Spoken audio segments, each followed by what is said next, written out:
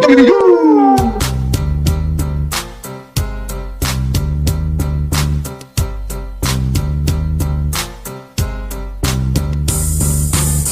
Brown just has that it factor, I believe. He's bought into the program. Everybody in the Big 12 is going to know his name, and all the quarterbacks are going to feel his pain. That underdog mentality's always been big for West Virginia. We're just heartbroken that we were not good at our jobs. He is the modern day Don Nehlen. Trust the climb.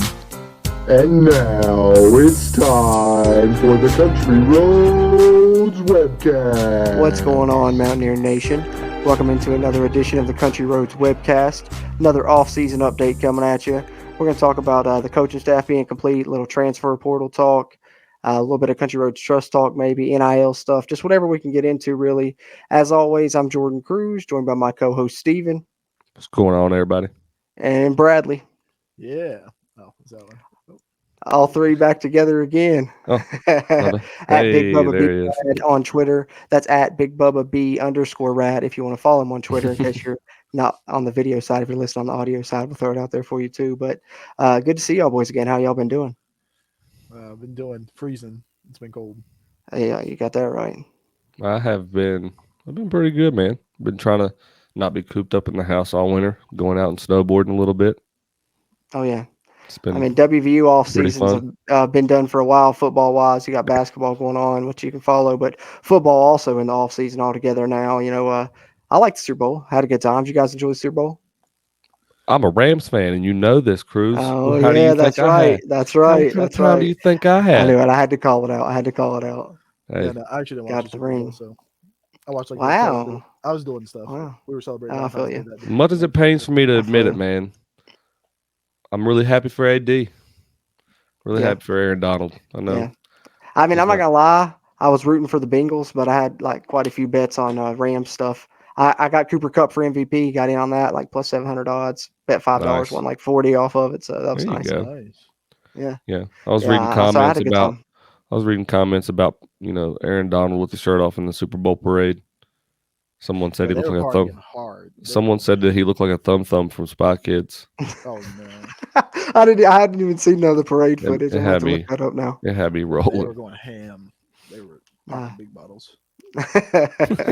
Oh, I don't blame him. I would be too, man. Yeah, I'd you be just won the Super celebrating Bowl. like Your crazy. license goes, Yeah, like, exactly. It's like I'm like I can retire now. Like I'd be like a rookie too. I'm gonna party my ass off. No That's all I doubt. needed. Yeah, If I exactly. won a Super Bowl, can you imagine the bonuses you're gonna get, the endorsements. Yeah, they said OBJ got like a million Facts. throughout the postseason. That's wild. That's OBJ wild. had the most to prove, I think. Yeah, I got Yeah. it. Yeah, well, Matt Stafford too. funny. You could argue, honestly, Matt Stafford. Everyone was always talking down on him, but all he Yeah. does, get away, and there it is. He's solid quarterback. Yeah, and he proved that this year. That's for sure. Yeah, go That Rams. being said, Steven gets a ring. Rams get the Super Bowl. Well, Steven doesn't get a ring, but Hey, I just can order a theoretically, ring if I want to. I mean, I guess you could. Yeah. Hey, I followed the Rams all the way through all them losing seasons. I was about to say you've liked Just them like for as I'm long doing as I for can West remember. Virginia now, okay? And West Yeah, Virginia it's wins the national a little championship. I rough. expect one of those crystal balls on my mantle too. Going straight. I put my time in. Okay. Absolutely. I want to touch the trophy. I touched the Black Diamond Trophy. Yeah. Oh, very So, nice. Very It's nice. kinda- Hopefully they win kinda that again close, maybe. this year. Keep it for 6,000 days. That being said, let's talk about some of this West Virginia off-season news that's happened since the last time we got together. I guess we'll jump it off with West Virginia completing the coaching staff. Sean Reagan moving from quarterbacks coach to tight ends coach. Of course, Graham Harrell, new quarterbacks coach, offensive coordinator. We've discussed that, but most recently, Tony Washington joining the staff as wide receivers coach, coming over from Coastal Carolina. What are your guys' thoughts on the addition of Tony Washington and the coaching staff West Virginia's put together on offense all together? I don't know. I think Tony Washington is like somebody I didn't really have on my board. I think I was keeping up with it pretty close, and Tony Washington's not a name I even heard. So I don't know if this is. I tried to find some of his stuff. I looked up some of his information. Him at Coastal Carolina, which Coastal Carolina's had a good offense the last couple of years with him. So like that bodes well. He was an NFL wide receiver. That's good. But he's also like young in the coaching. So I think that this might be. I said that it might be where some of our money came from for Graham Harrell's hire. Maybe we should get a dude that's trying to prove himself and get him on a cheaper dime, let him give it a shot, and just see what happens. But yeah, he seems to be he did post like an hour-long video on YouTube. I watched about 25 minutes of it, and he seems to be like a very fundamental wide receiver coach. He seems to be all about the fundamentals and just like tweaking a few things, doing like 5 things consistently good, which seemed to be what Neil Brown wants to do and Graham Harrell wants to do. So getting a guy that come in there and make sure that the wide receivers are just really sound on their basic fundamentals might be a good plan. Yeah, I don't really know that much about him, to be quite honest with you. Yeah, he's pretty Like much you unheard said, of. I didn't know anything about him. So I know that he was at North Texas, right? for Coastal a Carolina. year. Coastal And then Carolina, Coastal sorry. Carolina. Who was at North Texas? Graham Harrell was at North Texas before he was at Yeah. USC. Yeah, see. Yeah, Coastal Carolina. I heard that he was a very fundamental wide receiver coach, but I mean, like if you pair that with Graham Harrell and his style, I know that has got me really excited as the way that Graham Harrell has used his wide receivers in the past. But so I don't know. I get excited about things like that. Yep. Even if I don't know a he's lot young. about him. Yeah, he's young and new to the profession, but I seen that he was named AFCA, I think it is, American Football Coach Association or whatever, top 35 coaches under the age of 35. He made that list, so that's good. He's young. I said he's only been coaching like 2 years as a full-time assistant, I think, but from everything I've heard is all good things about him. So hopefully it pans out. But you're getting a it's guy just with a weird that he lot of came out of potential, nowhere. if anything. Yeah, That's what I said. Nobody had him on the board. Like Yeah. he didn't have. I still don't think he has a connection to either one of our coaches. It's just I don't think a so. raw hire outside of the program. Yeah. Raw hire is strange. Seemed like they just wanted to get somebody get some youth in there and Yeah. try and get an up and coming guy maybe. Yeah, but it makes you wonder why they didn't go like Stedman Bailey. A guy that has WU connections, is wanting to get into the game, was an assistant head coach or grad assistant. That's who I was really wanting it to be with Stedman. I really want Yeah, him I to saw be. that floated around a lot. He's got Miami in his pocket, but maybe it's somebody that comes in a couple years. I'm not sure. It was just strange. Yeah, I mentioned, like you said, maybe. Yeah, Carrier was who I wanted, and I kind of like looking at this hire though. Kind of reminds me of Carrier when Carrier was younger, like when West Virginia first hired Carrier, because he had only been a coach for a couple years. Then it was also like a college star, played in the NFL, and then was a young up and coming wide receivers coach, and that's turned out good. And he's had a good career, so I'm hoping that Tony Washington's on like that similar path. Like, do you think we reached out to him? Do you think we even tried to talk to him? Carrier? Yeah, no. I mean, either one of them. I'm curious if we even chopped. Like, do we ask Tyrone Carrier and then be like, "Hey, but we can't pay this much," and he's like, "Nah, I can't do that. I just came from Houston. Like, I can make a good paycheck right now. Like, I know I'm worth." I don't think so. I heard that they reached out to like 2 or 3 people, but Carrier or Stedman wasn't really ones they were going after. At least I think that they had like a top guy, and then Washington was like their 1A, is from what I heard. But I can't remember what the other guy's name that was a top one. He was from I don't know if he's from Miami University, but he's like somewhere in the Florida area, has Florida connections. The guy they were going after though first. Because somebody I started looking to is Ivan McCarthy. Oh yeah, Ivan McCarthy. Sticks. Yeah. He's a wide receivers coach in Miami, Florida high school. Yeah, Miramar. I can't remember. I think his name was Ken or Keith or I can't remember. I'd have to look it up again. I read it in an article. I can't remember what it was. Because I think that's somebody to look forward to maybe in a couple of years. I think that they might try to bring him on the staff just because he's got those Florida connections. Ivan McCartney? Is that what you're talking about? Yeah, Chad's younger cousin? Maybe. Yeah, the one that played back with they called him Sticks. Gino and Stedman and Tavon. Yeah, he was actually pretty decent. He just, I don't know. I think he was a big time recruit. Yeah, big time recruit, but I think he got riddled with injuries. He would have been. Yeah, he caught the injury bug. Yeah, he was solid because I know that one year when he had all 3 of them healthy, Stedman, Tavon, and him as the top 3 wide receivers. Yeah. Then he ended up getting injured like halfway through the year. They were all going insane. He was on the Orange Bowl squad. What a good pickup that would be for our program. Yeah. That's what I'm interested to see about this, how this hire shakes out with Washington, is how the recruiting goes now, because I don't think Washington will recruit Florida. I mean, he could. So I'm interested to see who's going to be recruiting Florida for us now. I'm thinking maybe Shadon Brown seems like the most likely because he's switched territories a lot and he's been in a lot of different places. So they may move him there, but we'll see. And it seems like we're going to Florida for defensive backs a lot, and that's his area. So the thing is, we've been recruiting, especially this 2023 and up classes. They've been hitting the Carolinas pretty hard. That quarterback we've got for 2023 and the running back we've got committed. We've got like 3 or 4 commits for 2023, and one's a quarterback, one's a running back. I think that the quarterback is from South Carolina, and I think we have a defensive lineman from the same high school in South Carolina. And getting Washington from Coastal Carolina and being in that area, I think that they might be something to that, and he might be recruiting those areas with how they've been trying to target them more. It seems coming up. Yeah. Yeah, one of the guys we're going after actually he went and visited Coastal Carolina, so I wonder if they interacted. I think it's a kid It's that's been on possible. campus for us too. So, and he's from South Carolina. But yeah, he went. I And wouldn't be visited Coastal, surprised. so I'm curious if he saw like the wide receivers coach, and then the guy could be like, "Oh, I'm at West Virginia now." So, Okay. little taste. It could happen for sure. And then one more thing with the coaching staff, I did want to point out. I don't know if you guys saw this. Jordan Leslie got a raise, and all the defensive coaches got contract extensions. So they went from like 2 years to 3 years or whatever. They all had like 1 year left. I think they all have like 3 year deals now. But the interesting thing for that is the 3 offensive assistants did not get contract extensions. So Matt Moore, Sean Reagan, and Chad Scott are all working on 1 year deals this year. So kind of in essence, like an auditioning for Graham Harrell for a year, it seems like, before they decide if they want to renew those contracts or not. So, we'll see how that pans out on with the offense. So it definitely shows that they're still looking and evaluating the offense. If the offense isn't any better than it was last year, I think Neil Brown, is fighting for his job. So. Yeah, I was about to say, yeah, for sure. So they're going to do. That's what I'm saying. Like, I think they're keeping a close eye on that offense to the point, like, even if it starts off and it's not clicking like they think it should be clicking, that you might see somebody, one of those 3 that didn't get their contracts renewed, have to hit the bricks, And I don't think it'd be Chad Scott. So you'd be already talking about Sean Reagan or Matt Moore, because I'd say Sean Reagan's on the ropes right now, moving from quarterbacks coach to tight ends coach. But Matt Moore's the one everybody's kind of got their eye on, I think. Yeah, I think it has to be. And like that would be something you would notice coming straight out. If our offensive line is not improved at the beginning of 2022, if you can't see noticeable improvement, then like that's immediately an issue. Oh yeah, like they've had too much time. It was already an issue this year. This year was supposed to be improved. So if next year it doesn't, that's definitely a red flag. Yeah, and I mean you could look back at this year and be like, you got some young guys, you got some transfers in, you only got like 2 or 3 people really returning, but like you've got like a team that has played together consistently, like a line that has played together consistently. Like you have like Jaquay Hubbard and Chris Mayo and some people behind them still that are still there.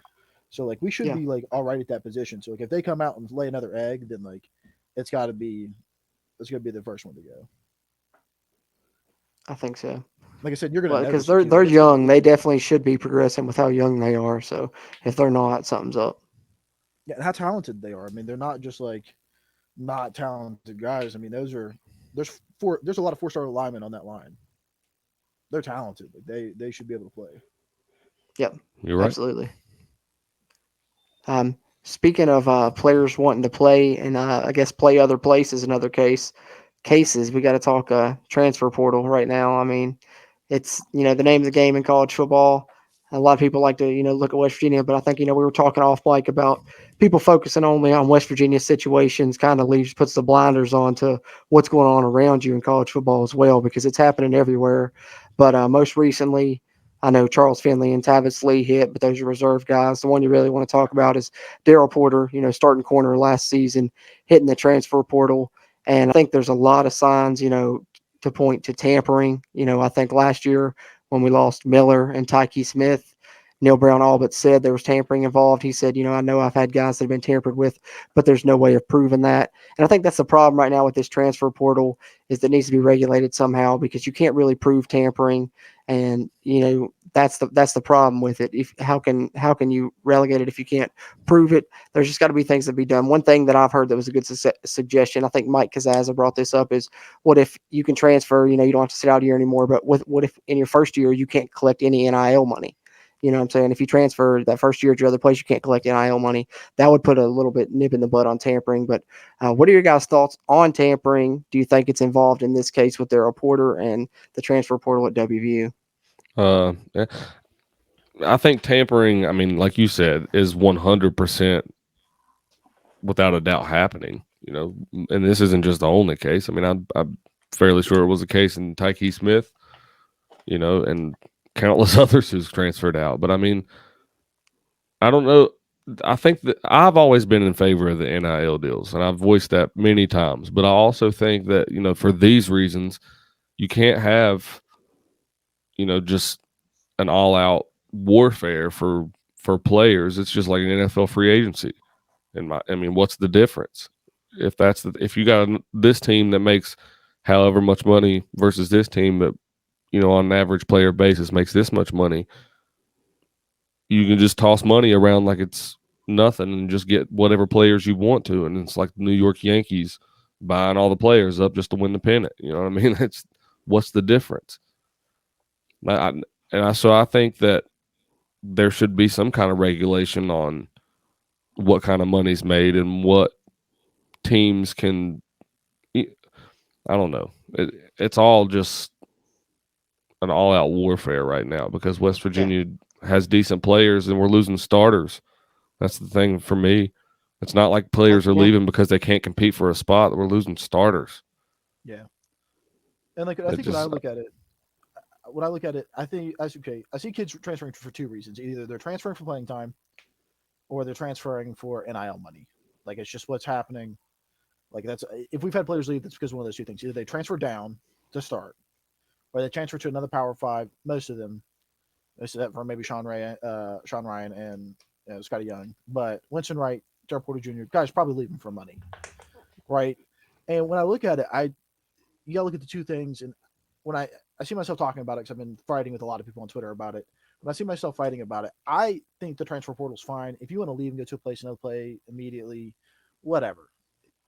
Players should be able to leave, go wherever they want to, go where they feel wanted, and go where they want. You know, players should absolutely get that. Players should also get paid for their likeness and their NIL deals. Players deserve to get Players deserve to get paid, not paid. Yeah, you know what I mean. Players deserve to get paid. But I think that there needs to be a cap like the NFL, where every school has a set amount of dollars that they can spend on NIL deals. Like, hey, you get $50,000, spend it however you want to. And I think that's going to even out the playing field in two different ways. You know, everybody's got the same amount of money. Alabama's going to have to pay more for top tier players. If they like the top player in the country wants to come there, they're going to say, I want top dollar for myself because I'm worth this much. And so they're not going to be able to dish out as much money for players farther down the road. You know what I mean? Like lower players are not going to be able to get everybody at top dollar because then they're not going to be able to they're going to run out of money so quickly. And other kids are going to want to go other places and play for money. See, that's what I think makes it so complicated in a way, is because it's not like the money is coming directly from the school. You know what I mean? Yeah. It's coming from whatever endorsements. I mean, like DJ Wigalele from Clemson earned, I think, like over $1 million before he even played a down for Clemson. Caleb Williams through Dr. Pepper. Caleb Williams getting $2 million to go to USC, something like that. Yeah, it's astronomical amounts of money that kids are getting, like just for signing to a school now. Yeah. It's not even like they're playing it down and becoming a star yet. That's the thing about it. Includes both. You had Q and Evers that went to Ohio State, got $1 million contract, and now bounced without ever even playing a snap. I don't think. Right. Texas. Yep. That's what I'm saying. So there's got to be some kind of regulation on like what kind of money can be spent on what players. Because that's what I'm saying. Just something. You want to pay top dollar for that guy, pay it. But then WVU can turn around and pay the third guy a lot, like still some good money and come to WVU and be a great player. That's what I'm saying. Like, but you think if DJ Wigalele would have signed for West Virginia, Dr. Pepper would have gave him $1 million because he just signed a WVU? No, not right now. Basically right now, it's whoever you sign for is like Alabama players. I promise you are getting astronomical amounts of money from just endorsements. So, like, how do you regulate money through endorsements? I mean, I'm in favor of, like Neil Brown says, I think that there should be like a transfer period. Like you look at free agency, and that's basically what this is. It's just certain periods that you can do that, all kinds of stuff like that. And I think that there should be a set period. Players can transfer out during this time. And then if not, they have to stay on the roster till the next transfer period, whenever that is. And then they can transfer out. Because then that would, for one, it would just give the coaches, some type of system so they'll know I've got these guys on my roster during this time and no surprises. Because I think that's what hurts is like this happening after signing day. You're getting ready to go into spring football. You've already got your class. You only have a certain amount of scholarships left. You probably have people you're targeting. Maybe you were targeting a corner, maybe you weren't. But now you're going to have to probably try and add another corner and scramble for one late. And, I think if you have a set period, then you avoid situations like this when someone transfers, unexpectedly. Yeah, absolutely. Definitely a frustrating time to be a college fan. It is. College football is the wild west right now, rather, with this NIL and transfer portal. And And just feel getting like if they don't- crazier. Yeah, and I feel like if they don't fix it soon, like if they don't put a cap on money somehow, if they don't put a cap on it some way, WVU will never be able to compete. And like that's what I really was trying to get across to some people online. It's just like when it comes to money, like kids should get paid, but like if it comes to like other schools can just buy the cream of the crop, if they don't have to recruit them, they don't have to recruit and develop. They can just skim them from the top. They can just pay them more than we can. We will never be able to compete. West Virginia will fall down to mediocrity, and that's where we will stay because there's no way we compete with that. We can get as many kids as we want to that just want to play for West Virginia, and it'll never be enough. Yeah. It'll Well, never. speaking of that, though, that kind of leads into the next thing. One of the things I did want to talk about, which is someone that's trying to help West Virginia be able to do that with the Country Roads Trust, put together by Oliver Luck and Kendrick. The big money guys, got a lot of famous athletes, supporting that, all across different sports from West Virginia to help, finance NIL deals and allow people to donate to them to, help West Virginia stay alive in that NIL game. But one of the interesting things I think to look at that from a West Virginia standpoint, West Virginia being able to compete, because I think it's going to be really tough. And what you want to avoid is becoming a stepping stone kind of school where players come here, they have good years, then somebody with more NIL money comes, takes them through the transfer portal, which is what we've kind of seen with these defensive backs lately, I think you could argue. But the Country Roads Trust trying to help West Virginia. But the thing that you got to get into with that, looking at it from West Virginia perspective, is there's limited amount of money in West Virginia, limited amount of donors in West Virginia that have the kind of money that can really help the program. A lot of those people are donating to the the MAC, the Mountaineer Athletic Club, already. So it's like becomes a Robin Peter to pay Paul type of situation. The Country Roads Trust is a good thing, but is that also taken away from your straight donations to the university? What are your guys' thoughts, and how much can this help West Virginia in this NIL game? Do you think universities start to take a portion of the NIL deals? I mean, I think that it would be really beneficial to them to be able to do something, and be involved in it somehow. Because image and likeness on your jersey every day. Right, because right now they have to operate as two completely separate entities, like almost like they don't even know each other exist. And I mean that was the argument before, right? That the university made too much money while the athlete made none. And so exactly. now that now that this is an argument, now that the player may have to pay a portion of NIL deal to the university. Well, they could be like, there probably will be uproar. You guys get the ticket sales, you guys get merch sales, you guys get X, Y, and Z. But like, if the football team's not performing well, if these paid athletes via other entity aren't playing well, when does WU get to be like, oh, you don't represent what we need right now? I don't know. Well, it creates a totally different scholarship, I guess. WU Neil Brown is then the mediary between paid player. And... I think they probably put maybe a regulation on you have to at least play before a certain amount before you're able to receive benefits from NIL. Maybe that's a thing. Well, it just creates a totally different like financial support system that's needed for your major sports, basketball and football mainly, aside from what people are already donating to the university as a whole. Like now you have this whole other separate entity that you're going to need to get money to be able to pay your players, whereas you're trying to get money to the university for things like facilities and what have you. So people are going to have to try and to say if whoever big donors donating $1 million to the university, does he now donate $500K to the university and 500 to Country Roads Trust, or is he gonna be able to pull out another $1 million to give them both $1 million? That's the problem you're running into, I think now. Yeah, the people that are definitely in it just for the sports, people just throwing money. They're like, oh, I give you my money because of sports. Like, why would I just give it to your football team now instead of giving it to you? Yep. It's interesting. It's a Pandora's box has been opened in college football for sure. I think it's become college football has become what I guess essentially what the rest of life has become, and that's just a money game.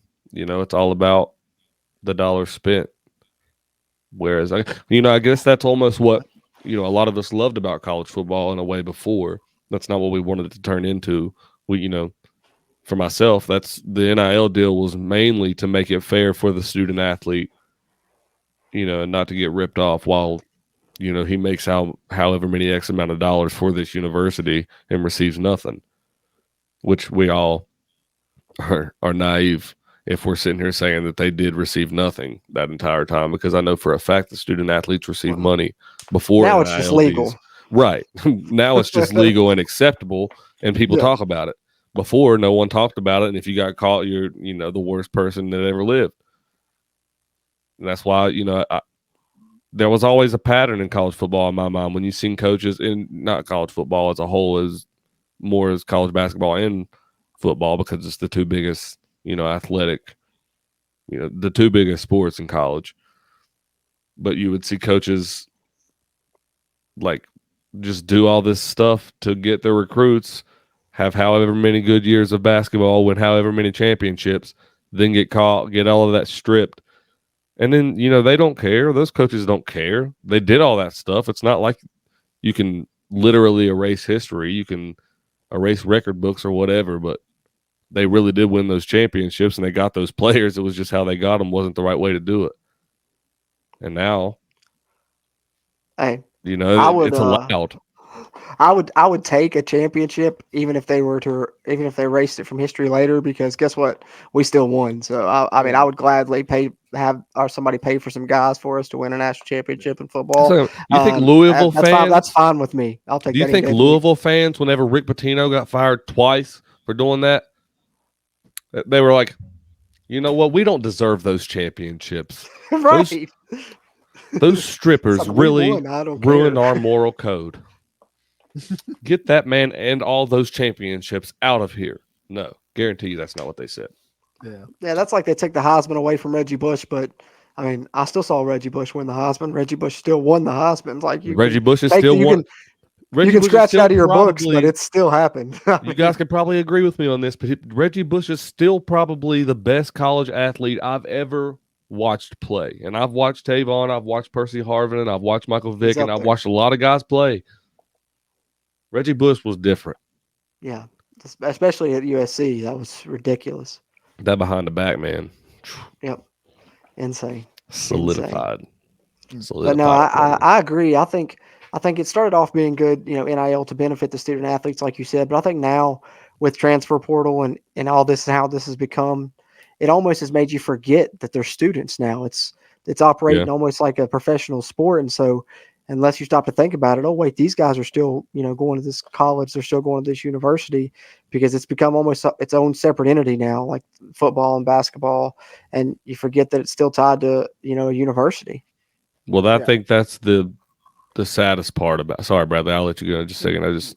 I think that's the saddest part about it all too, is because I think above all else, I think you really do need to focus on the education part of it if you're going to go to school. I think that's largely what it's become is just a stepping stone to the NFL. I mean, and for a lot of guys, that's a great thing. That's I don't think that's something to be ashamed of, is achieving your dream. But for too many football players don't have that other plan, set in stone for the guys that don't have the chance to make it to the league, and people don't focus on that part enough. So I think that's the sad part of it. Yeah, and just like looking at it, I don't know. Like, it's been going through my head just sitting here like thinking about it. And if it is going to be two entities, the way it feels and the way it's like when Jordan's sitting there talking about it, it's the way it makes me feel about it, is you now got, like the universities, which own the buildings, the equipment, the physical location, just like they got the brand, the logo, the market, the money. And then you've got the players who are now basically, like what Jordan said, it doesn't even feel like they're students anymore. And so they're basically, going to be getting paid to play football here, That's going to be like that branch that pays students, but really now they're just athletes that also go to school at WVU. Right. And so, like, when do you make the distinction between who gets paid, who gets scholarships? If people are making NIL deals, do you pull their scholarship? You know, I mean, hey, that's true. So tough it's like shit. you're making Yeah, $2 million. Why do we need to give you money to yeah, but go then to they're gonna school turn around and here? say like, oh, why do I pay to go to Oh, I school? meant When to I'm not tell you getting paid? guys, I went for walk-on trials today at WVU, and they told me I didn't make it. So Oh man, I thought you had So that in that's- the bag, brother. I know, you were telling man. me, Uh, Planning there's on no way you're announcing it not on the running a show. 4.340. man, I was hoping for you to get me sideline passes too. That's a bummer. They said something that I was like not big enough or fast enough or What was your 40? talented enough or I mean, dude, I ran like a 7.4 or something like that, Dang, man. I mean, that's not that's a whole half a point faster than the last time. dude, you know what I'm saying? Like that's what I told them. And they was like, that's not nearly good enough, apparently. Like You obviously don't see my potential. If I got my 40 down 0.5 seconds in 6 months, Yeah, exactly. Like I'm working. Give me like 4 years, I'll have that down under 5. Like bro, do you know we'll how be many good to trays I go. lift at Chili's? that's what I'm I had to saying, get man. arm I've been workouts every working for day. this. Oh, They it'll still said happen. no. They said Hey no. man, They But said yeah, my when do you make talent the you point? got plenty of my eligibility. they said that my talent exceeds the limit of what they're looking for. Yeah, Not trying to be that good of a team, apparently. I don't know why. Hey, yeah. that's When do you okay. get to the You know, point though where you just make these kids pay for college? Is the thing. Like, when do you make them pay? Like, that's you're making money, that's the interesting part. That's the and then interesting if they part. turn around and say, "Well, I don't want to do that," then do you just have, it's like the NFL. Like it's the Kansas City Chiefs. It just happens to be the West Virginia University Mountaineers. Like it's just like our own little city teams, but they're just colleges across the country because they've got the Well, facilities and they've got the merchandise and they've got the Yeah. branding and they've got the infrastructure. I think every and- bit And of it just what becomes- Alabama football is could be equal to, an NFL franchise. well, and I think bigger picture looking at it, it has the capability and possibility to affect other things as well. Because you look at it like a big school. I know we talked about Caleb Williams getting $2 million or whatever it is. These big recruits, if they're getting deals like that in college, they go get drafted. Their rookie contract may be less than what they were making in college. So That's true. does that in turn didn't make think the about that. NFL raise what they're going to pay rookies? I mean, it has the Absolutely. capability to Guarantee affect it. things. I mean, The because it's definitely dominoes fall in line. I mean, that's just the way things go. I mean, over time, I promise you that's what'll happen. And So I you're telling me promise then you the that NFL can't the keep up, and then the NCAA just becomes the NFL, and then really football is just 19 to 21-year-olds in the prime of their life playing football. Yeah, I'm it's like just it's going to be No, like the NFL G It's the League, like Yeah, basically. the NFL is the senior league. They're going to pick like the top 32 teams in college. These are the top 32. We're going to have them play a season and, have their season, and that'll be the NFL G League season. And then they'll go on to the NFL if they want. I mean, that's then literally you'll what have it's the G trending League towards. subdivision or some bullshit. Yeah. Yeah. Or just have the NCAA as its own thing. And the people that Yeah. aren't the select chosen top 32 teams or whatever will just continue it like it is, I guess. Paying kids for scholarships and I having don't their know. school. It's interesting, man. I It mean, can go a it's lot like of the ways modern right day now. merger. Like, I don't know what, I mean, think about it. That's how things Yeah. happened back in the day. When Yeah, I mean, you never know. You the never know where it's NBA going to and go from NFL here. became what it was Yeah. or is. Yeah. Because once they separated the student from the athlete, now it's just all money. True that. True that. The future. Well, the future is here. Yeah, it's going to be soul crushing. Like I said, West Virginia can't compete monetarily. So if it comes down to that, then it's just going to be soul crushing as a fan to watch. Yeah, it's. I'm Yeah. hoping that there's got to be some regulations, or hopefully somebody comes in with some huge still think donation. I capping don't the know. money is Something's what got to makes give sense. because I don't want to see West Virginia become a stepping stone program to the point where people come here for a year or two, have good seasons, and we just keep losing our top players every offseason. We're It's just not sustainable. BS JUCO. Yeah. Yeah. Yeah. And that's what you worry about because, I mean, that's what's going to happen if this stays the way it is. People are just going to mine schools that are lower tier than them. The top P5 schools are going to raid the lower P5 schools. The lower P5 schools are going to raid the group of 5 schools and FCS and so on and so forth. And it's also going to hurt high school recruiting. So it's just huge implications all around that could possibly happen. Yeah. But I mean, I still don't see why we can't just do a cap like the NFL does. I feel like that just solves so many problems. I just don't know how you do it with like private companies, but you have to be like, why can't the trust be part of, WVU Like, why does the trust have to be separate? Yeah, that's something that I think really needs to be looked into, because for certain schools or certain states, it's not going to matter. There's a lot of money in those states where we can put some into this NIL program, and we can put the same amount at the university. But I think here in a place like West Virginia, it's definitely can be detrimental. Yeah. And you like limit it out, like, hey, you as a trust, you get to decide what athletes get, what amount, kids can argue it. They can get their agents and argue contracts, do whatever they want to do. But, at the end of the day, if everybody has the same amount of money, then like if we can split it better than other people do, then it just works out better for us. It just gives everybody more of a fighting chance. Absolutely. All right. So I agree. Any other topics you guys want to jump into before we hit up the new final segment? No. Not All excited right. for this final segment. With that being said, we're going to be introducing a new final segment to the podcast. If you're watching on YouTube, check us out there, Country Roads Webcast. Subscribe to us. Follow us on Twitter at WVU Country Roads, and you can find the podcast on any platform. But if you're watching on YouTube, you can see here, I have right here to my left, this is the Mountaineer Multiple Choice Trivia 10. We're going to be introducing a new game show called Mountaineer Multiple Choice.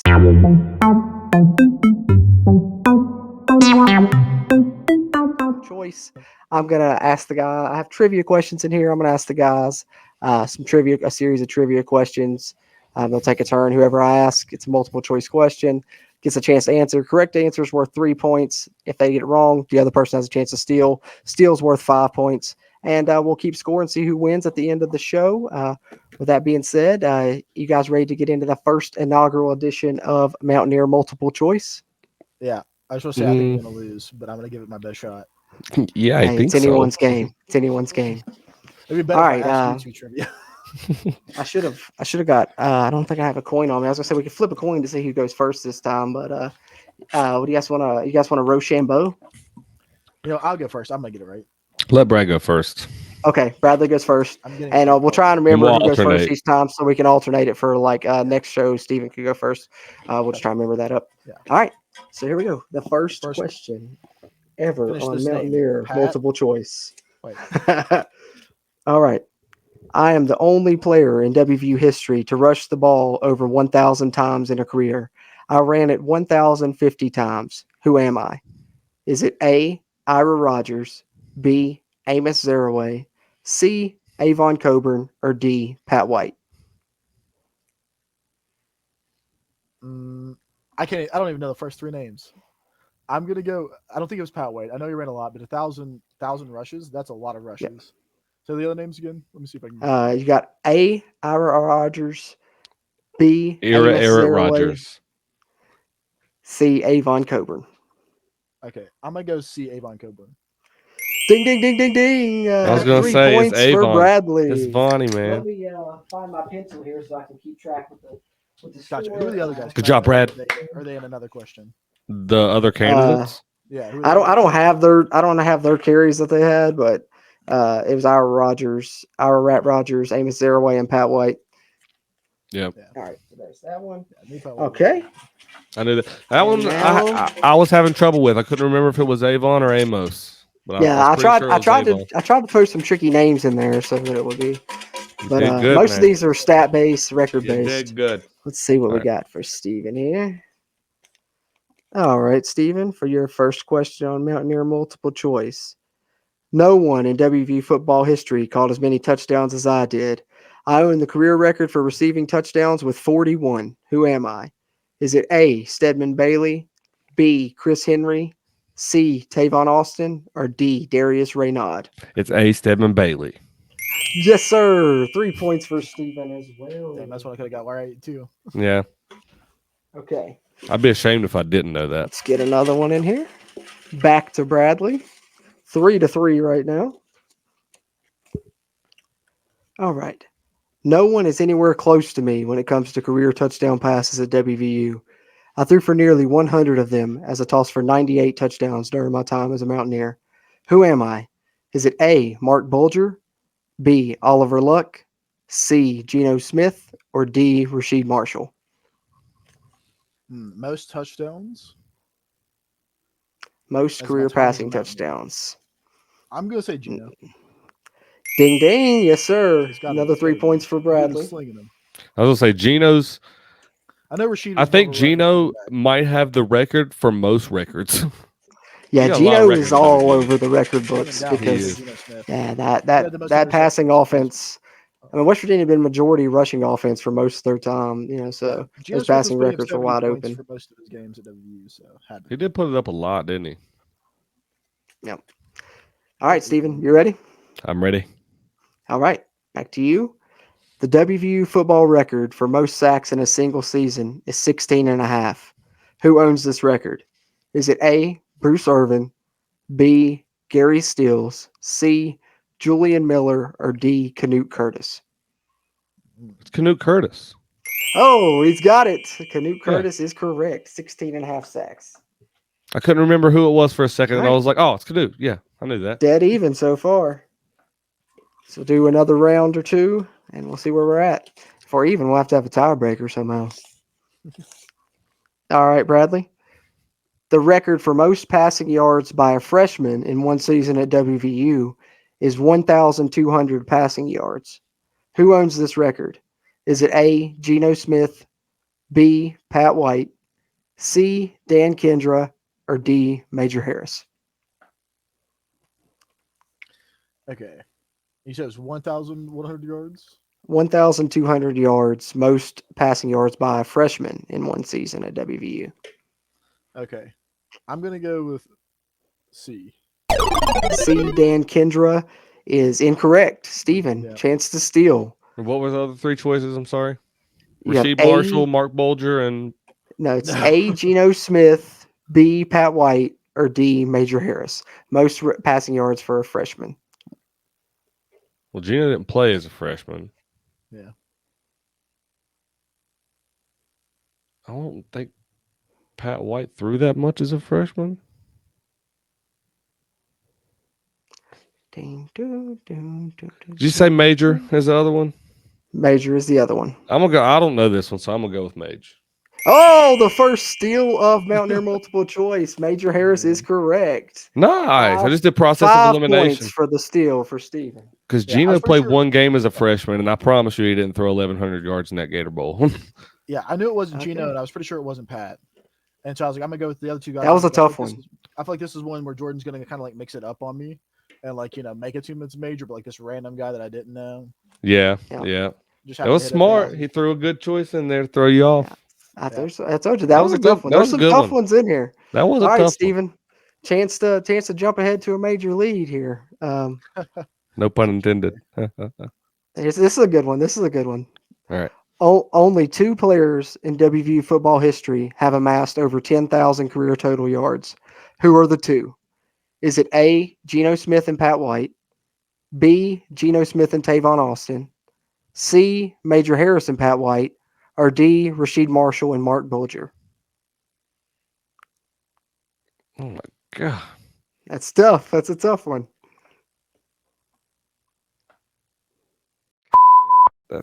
I mean, excuse me. I don't know.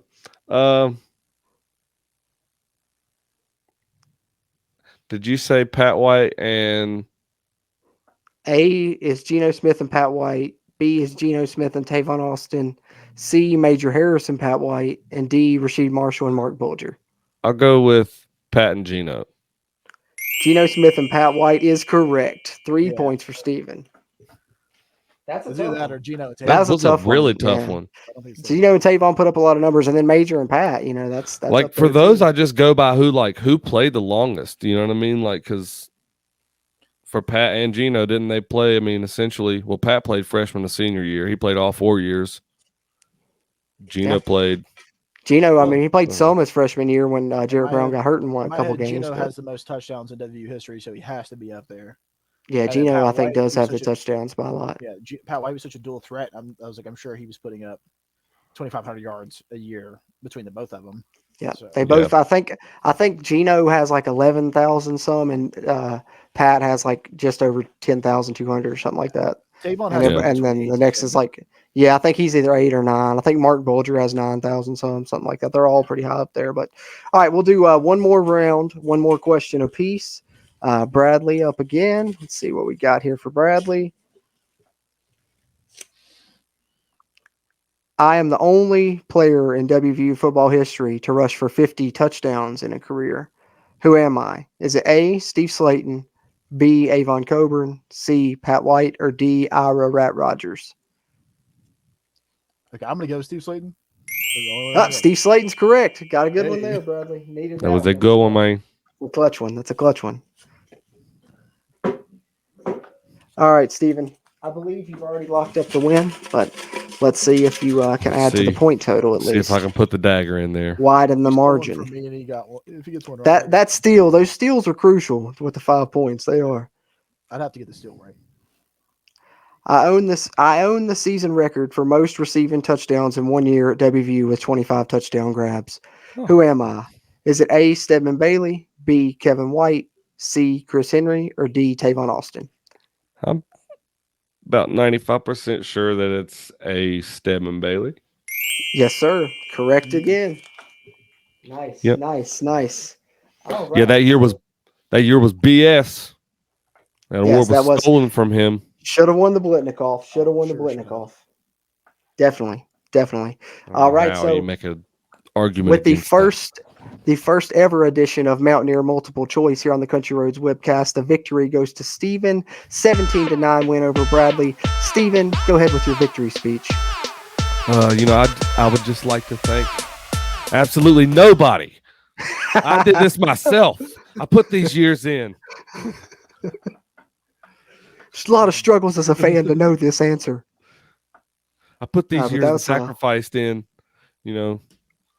That's I don't know what else to say. Fun. That's a lot of fun. I put a lot of years of heartbreak in watching this team, and I've had fun doing it sometimes, but a lot of it's just been really hard, watching them lose so much.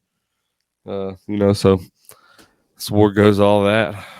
Watching it happens. Watching all the struggles, watching us lose awards that we should have won and championships we should have won. Championships we were this close from. Championships we shouldn't have lost. Yeah, facts. That said, I love this team. Facts. So much. No, but I definitely enjoyed that. Hopefully you guys listening or watching did as well. Try and do that every episode that we all three get together. We're going to end it out with the Mountaineer Multiple Choice game show. So hopefully you guys like that. And hopefully Bradley will bounce back. I feel like they're Steven, that got that steal. That was a tough question there. The steals are killer. It, man. He's got it. I have faith. He did. He held his own. Yeah. I have to do a little bit more research. Which it's all. I tried to mix it up with like hard questions and semi-easy questions, so that it could be anybody's game, no matter what. So I think it'll come back the other way for sure. But yeah, I enjoyed it. I enjoyed it a lot. It was fun. Yeah, me too. I like it a lot. I like it a lot. That being said, any final thoughts, boys? Anything else y'all want to jump into before we hop out of here with this off-season update? Yeah, be looking out for another recruiting video sometime in the next few days. Hey, Bradley, drop another recruiting video. If you're not subscribed to the YouTube channel, check that out. I've been trying to get that rolling, putting out some more videos, some YouTube exclusive things on there instead of just the podcast. Of course, we'll still have the podcast up there as well and up on Facebook. And then, of course, find us on any platform, Apple Podcasts, Google Podcasts, Spotify, what have you. Subscribe to us on YouTube. Definitely trying to get that going as well. Steven, anything you want to add? Keeping faith alive with basketball. Looking forward to September 1st. Thinking about if I want to go up there to that game or not. Yeah, I was thinking about it, but Thursday night, I don't know now. I don't know. Saturday. Thursday night. Saturday. Some fans have been. It just depends. It honestly just depends on what I'm working that next day on that Friday. If I'm opening in the morning, I'd have to honestly probably get the day off on Friday, honestly, to be able to do it.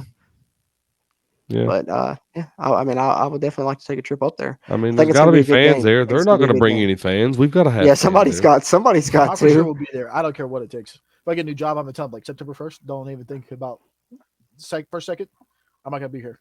Yeah, I'm definitely going to one of the other, either Pittsburgh or Blacksburg. I definitely want to go to one of the two. I'm definitely going to Blacksburg. Thinking about going to Pittsburgh. Yeah, I like it. That's it. I probably won't be around Princeton anymore, so Blacksburg, probably won't happen for me. Might happen. Yeah. Yeah, Pittsburgh. Pitt, Well, if I you're not, got I mean, if you're up closer, from where we are, Pittsburgh's closer. Where we are, Blacksburg's closer. So it just depends, really. I kind of like the idea of going to Blacksburg because it's only got like an hour drive, if that, and like I can just be home that night. Even if I do work the next day, it wouldn't matter.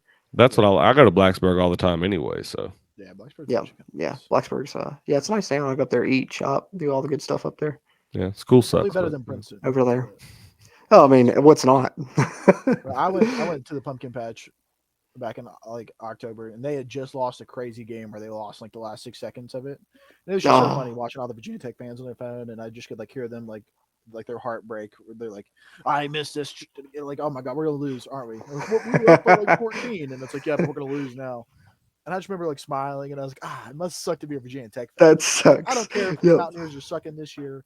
I don't care if we do awful. We It's beat like, at y'all, least so I'm not a Virginia Tech fan. yep.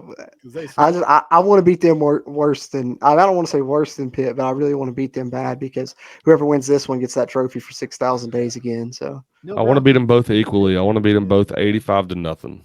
and literally the way that our fan base is, if they do, like I feel like people would be satisfied if they beat Pitt and Yeah, Virginia they wouldn't Tech. care. They'd be like, Neil "Hey, Brown meant we won." 4-8. He'd be like, "I would beat Pitt and Virginia Tech. Fuck those They were guys." like, Not me Neil- personally, but yeah. They were like, Neil, sorry, but you got to go. But, we did enjoy those 2 wins, if that were the case. If that's the only 2 games we won next season. Yeah, I mean that's not gonna happen. That's not gonna happen. I've got faith. But spring practice starting, probably mid-March or so. Spring game April 23rd. So looking forward to that for sure. I can't wait for spring practice. We'll do like a roster preview or something, coming up. We get closer to spring practice. Anytime we get enough news, we feel like we have enough to fill out an episode, we'll jump back on here hopefully in the next week or two. And like I said, turn into the YouTube for some YouTube exclusive stuff in the meantime. And in between time. But that's it for us here on this podcast episode, the off-season update edition of the Country Roads webcast. As always, I'm Jordan, and for my co-hosts Steven and Bradley. Until next time, let's go Mountaineers. If you really want to know, then come on, let's go. Take a stroll down those